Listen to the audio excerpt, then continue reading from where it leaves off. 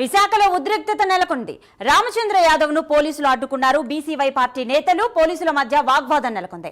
పోలీసుల తీరుపై BCY party నేతలు నినాదాలు చేశారు. ఇప్పుడు దానికి సంబంధించిన లైవ్ చూద్దాం.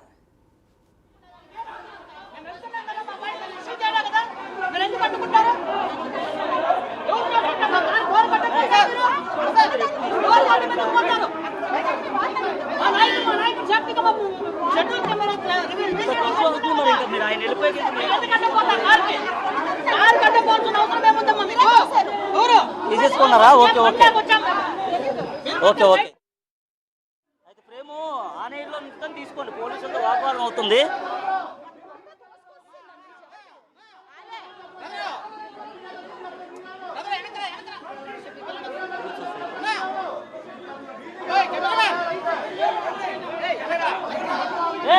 లైవ్ లో ఉంది చిట్టు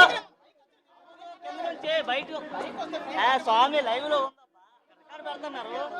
లైవ్ లో ఉందంట.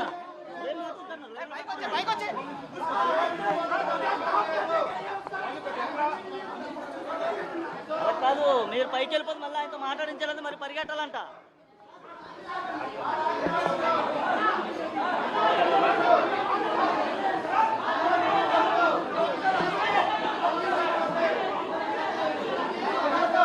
మనం లాంగ్ లో ఉంటే అవదు అంటున్నారు.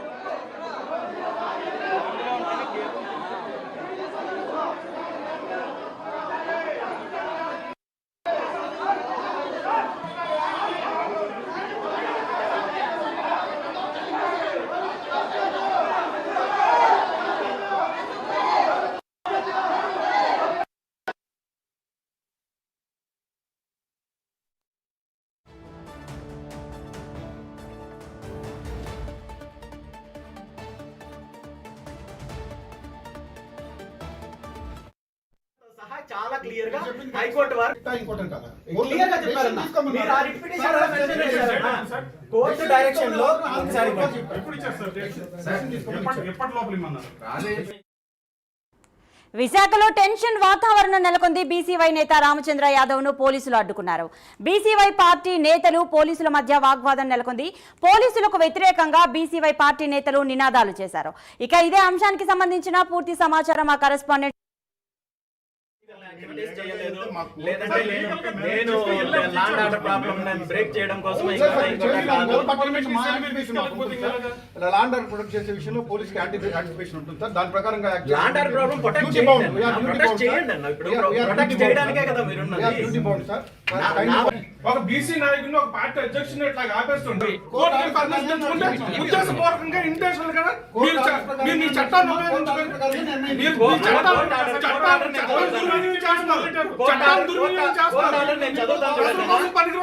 ఇక్కడ జరిగిన సంఘటన అన్నింటినీ కూడా గౌరవ హైకోర్టు దృష్టికి తీసుకెళ్తున్నాను. వీరు ఈరోజు పోలీసు వ్యవస్థ ప్రజలకు రక్షణ కోసం కాకుండా పూర్తిగా దౌర్జన్యం చేయడానికి అధికారంలో ఉన్న వాళ్ళకి తొత్తులుగా వ్యవహరిస్తున్నారు. ఈ రోజు శాంతియుతంగా చేసే పర్యటనలు కూడా హైకోర్టు వారు డైరెక్షన్ ఇచ్చిన తర్వాత కూడా అడ్డుకునే ధిక్కార పరిస్థితి ఉంది. ఖచ్చితంగా దీటన్నిటికీ కూడా పోలీస్ డిపార్ట్మెంట్ సమాధానం చెప్పుకోవాల్సిన పరిస్థితి అయితే వచ్చింది. 100% రాజయ్యపేట గ్రామస్తులకు మత్స్యకారులకు న్యాయం జరిగేంత వరకు బీసీవై పార్టీ పోరాటం చేస్తుంది. ఇలాంటి దౌర్జన్యాలకు లేదంటే ఇలాంటి రౌడీయిజంకు భయపడి కూర్చునే ప్రసక్తి అయితే లేదు. ఈ రోజు హోటల్లో జరిగిన దౌర్జన్యం చూశారు. నాకు కానీ నాకు సంబంధించిన వ్యక్తులు ఎవ్వరూ కూడా మహిళలు లేనప్పటికీ కూడా కావాలనే పోలీస్ సిబ్బంది మహిళా సిబ్బందిని తీసుకొని వచ్చి వాళ్ళని అడ్డం పెట్టుకొని మా మీద తప్పుడు కేసులు పెట్టే ప్రయత్నం చేస్తున్నారు. దీని అంతటినీ కూడా న్యాయపరంగా పోరాటం చేయడం